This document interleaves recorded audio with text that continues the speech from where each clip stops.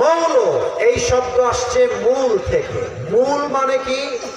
মূল মানে আল্লাহ তাআলা, মূল মানে হচ্ছে হিজ লাস্ট মেসেঞ্জার মুহাম্মদ সাল্লাল্লাহু আলাইহি ওয়াসাল্লাম। মূল মানে কি? মূল মানে কোরআন, মূল মানে হাদিস। তো উনি বলতেন যারা আমাদেরকে মৌলবাদ বলে গালি দাও তারা হচ্ছে সব আগাবাদী। এবার মুজিবনগরের ভাইরা বলেন তো, গাছের আগায় শক্তি বেশি না গোড়ায় শক্তি বেশি?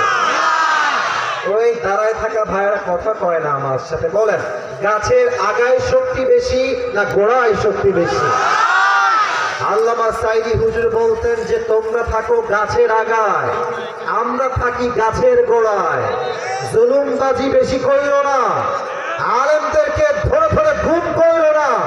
সময় আসবে এমন 18 কোটি মানুষ মিলে গাছের গোড়ায় একটা ঝাঁকুনি দিবে, মামুর ভাই দিল্লি গিয়ে তোমরা করবা। ওনার প্রত্যেকটা কথা আজকে এই বাংলার মাটিতে বাস্তবে রূপ নিয়েছে যুবক ভাড়া, ঠিক না বলে? আমি ছোট্ট একটা কথা বলে আমার মূল তাফসীরে ফিরে যেতে চাই। একটা এক্সাম্পল দিব। ভাই আপনি দাঁড়ান তো, কলিজার ভাই আপনি দাঁড়ান। লাল চাদরওয়ালা, আপনার নাম কি? সবুজ। চাদর পরেছে লাল কিন্তু তার নাম কিন্তু সবুজ। আচ্ছা সবুজ ভাই বাসা কোথায়? আনন্দ। আচ্ছা আনন্দবাসী। আচ্ছা এদিকে তাই আমাকে দেখা যায়? কথা কোন দেখা যায়? আমি একটা এক্সাম্পল দিব। আল্লাহর কোরআনের রাজ কায়েম কেন করতে হবে, কিসের জন্য করতে হবে। সবুজকে আজ আমি খুব রেগে গিয়ে একটা রামদা নিয়ে এসে ওর ডান পা কেটে ফেললাম। কোন পা কাটলাম? কথা না বললে বলা যাবে না। কোন পা? সবুজ ভাই যাও বসে পড়। এখন মেহেরপুরের মুজিবনগরের সবাই প্রচন্ড রেগে গেল। হুজুরকে নিয়ে আসলাম ওয়াজ করতে, হুজুর ঠ্যাং কেটে ফেললো। আজ হুজুরের নামে মামলা দিব আমরা মেহেরপুরের জজ আদালতে। আমার নামে মামলা হয়ে গেল। কোর্টে মামলা হওয়ার পরে আমাকে তোলা হলো আগামীকাল, মনে করুন রবিবার সকালবেলা, কথার কথা বলছি। তো জজ সাহেব আসলেন, বলা হলো কি বিচার হবে, কি অন্যায়? আপনারা বলবেন আসিফ হুজুর মুজিবনগরে মাহফিল করতে এসে সবুজ নামের একজন যুবকের ডান পা এক কোপে কেটে ফেলেছে। তো জজ বলবেন ও আচ্ছা এই হচ্ছে অপরাধ, ঠিক আছে। আসিফ হুজুরকে আমি দেশের তথাকথিত আইন অনুযায়ী একটা বিচার করে দিচ্ছি। বিচারটা হচ্ছে আসিফ হুজুরের 1 বছরের জেল হবে আর 1 লাখ টাকা জরিমানা হবে। মেহেরপুরের মুজিবনগরের ভাড়া 1 বছরের জেল আর কয় লাখ টাকা জরিমানা? কয় লাখ? আবার বলেন কয় লাখ? 1 লাখ টাকা জরিমানা আমার হলো। আচ্ছা কোন একটা বিচার পদ্ধতি ঠিক আছে কিনা, আমি যে মরিচ কিনলাম মরিচ 5 কেজি আছে কিনা, আমি যে পেঁয়াজ কিনলাম পেঁয়াজ 5 কেজি আছে কিনা, এটা আমরা বোঝার জন্য একটা পাল্লা ইউজ করি। এটার নাম হচ্ছে দাড়ি পাল্লা। মুজিবনগরের ভাই এটার নাম কি পাল্লা? আওয়াজ পাচ্ছি, বলেন সবাই কি পাল্লা? দাড়ি পাল্লা। এবার আমাকে যে আপনি বিচার করলেন 1 বছরের জেল আর 1 লাখ টাকা জরিমানা, আমার অন্যায় হলো আমি সবুজের ডান পা কেটে ফেলেছি। এবার এই বিচারটা ঠিকঠাক আছে কিনা, মাপ ঠিকঠাক আছে কিনা, এটা বোঝার জন্য একটা দাড়ি পাল্লা নিয়ে আসেন। দাড়ি পাল্লা নিয়ে এসে ডান পাল্লায় সবুজের কাটা ডান পা ডান পাল্লায় রাখেন। আর আপনি যে আমার বিচার করলেন 1 লাখ টাকা আর 1 বছরের জেল মুজিবনগরের ভাড়া, এবার দাড়ি পাল্লা ধরে টান দেন। ডান দিকে আছে কাটা পা আর বাম দিকে আছে 1 লাখ টাকা আর 1 বছরের জেল। টান দেন তো, বুঝে থাকলে উত্তর দেন। আপনি যতই টানেন 2 পাল্লা কি কখনো সমান সমান হবে? হ্যাঁ এই পাশে সাউন্ড বেশি, বলো সবাই হবে? আচ্ছা আপনি আরো বাড়ায় দেন, আপনি 4 লাখ করেন আর আমার জেল দেন 5 বছর, আবার টান দেন, সমান সমান হবে? সমান সমান করতে হলে আল্লাহর জমিনে আল্লাহর রাজ কায়েম করতে হবে। কেমনে করতে হবে? আল্লাহর কোরআন কি বলছে? কেউ তোমার চোখ তুলে ফেললে তার চোখ তুমি তুলে ফেলো। নাকের বদলে না, কানের বদলে কান, ঠোঁটের বদলে ঠোঁট, হাতের বদলে হাত, পায়ের বদলে পা, চানের বদলে চান, মেহেরপুরের ভাড়া আমার। এই যে সবুজের ডান পা আমি কেটে ফেলেছি, এবার কোরআনের আইন অনুযায়ী আপনি আমার ডান পা কেটে ফেলেন।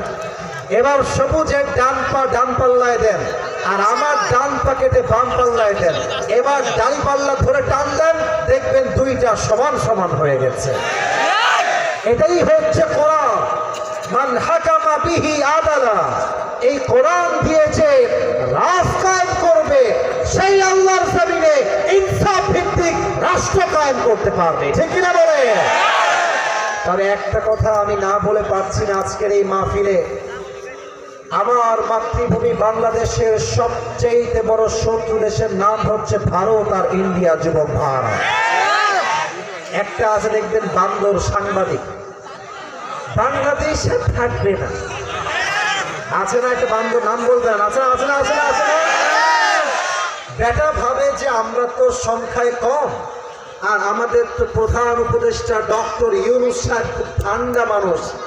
বেটা পানি যতই ঠান্ডা হোক, পানির স্রোত একবার শুরু হয়ে গেলে আকাশ সমান পাহাড়কে পানির স্রোত ভেঙে চলে চূর্ণ বিচূর্ণ করে দেয়। আমরা ভারতকে সাবধান করে বলতে চাই, আমরা কাউকে আজ বাড়িয়ে অ্যাটাক করতে চাই না, বাট আমার মাতৃভূমির গায়ে একটা চুল পরিমাণ টোকা দিলে পুরো ভারতকে আমরা উড়িয়ে ছাড়বো। যুবক ভাড়া আমার, মুসলমান সংখ্যায় কম হতে পারে, বাট মুসলমানদের একজন ইমানদার যুবক 10,000 কাফেরের চাইতে বেশি শক্তিশালী, ঠিক না বলে? আর এই ভারতের সাংবাদিক দেখলে আমার মনে হয় এটা সাংবাদিক হওয়ার যোগ্যতা রাখেই না। এটা ঢাকাতে এসে গুলিস্তানে জায়গা বিক্রি করলে বেশি বানাবে মুজিবনগরের ভাই। এই সবগুলো সাংবাদিক নয়, সব দেখলে হকার মনে হয়, ঠিক কিনা বলে? আমরা মুসলমান শান্তিপ্রিয়, মারামারি চাই না, তবে একদিন একটা মারামারি হবে। এটা আমি আসিফের কথা নয়, এটা আল্লাহ রসুলের হাদিস। সেই যুদ্ধের নাম হবে গজওয়ায়ে হিন্দ। আচ্ছা, অনেক বিবাহিত ভাইরা আজকে এসেছেন, হাত নামা, হাত নামা। আর সিঙ্গেল কারা কারা একটু হাত তোলা। স্যার আপনারা, হুজুর আপনি দেখেন, আজকে মনে হয় 70 ভাগের বেশি সিঙ্গেল ভাইরা মাহফিলে এসেছে। কথা ঠিক আছে কিনা বলো? আমি সিঙ্গেলদের পক্ষে একটা কথাই আমি বাবাদের পায়ে হাত রেখে বলতে চাই, আব্বা যা, আমি আগেও বলেছি, আজও বলছি, যুবকদের শীতকালে শীত দূর হবে কম্বল দিয়ে না, ল্যাপ দিয়ে না, একমাত্র চরিত্রবান বউ দিয়ে যুবকদের শীত দূর হবে। যুবক ভাই, এই আওয়াজ শুনে যে আব্বা যুবকের কষ্ট না বোঝে, আমার বড় বড় কিছু নাই। যুবক ভাড়া, ঠিক কিনা বলো? আল্লাহ আমার প্রিয় আব্বা জানদেরকে সঠিক সময় দিয়ে যাওয়ার তৌফিক দান করুন সবাই, আমিন। আর আমি যুবকদেরকে একটা কথা বলতে চাই, তোমরা অনেক সময় বাবা মায়ের সাপোর্ট পেলেও অনেক মেয়ে দেখবা বিয়ের পিড়িতে বসে যায়, এরকম মেয়ে তো মুজিবনগরে নাই মনে হয়।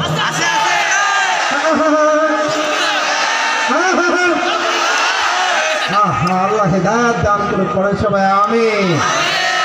আমরা 3টা তাকবীর দিব, তাফসীর শুরু হবে। প্রথম তাকবীর দিবেন আমার প্রিয় বিবাহিত ভাইরা।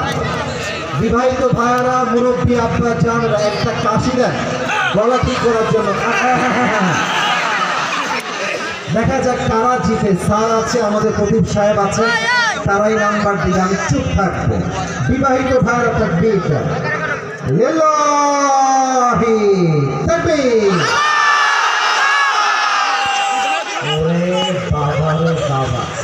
আমি এই বছরে প্রায় 100, প্রায় 150 মাহফিল করেছি, 200 মাহফিল করেছি।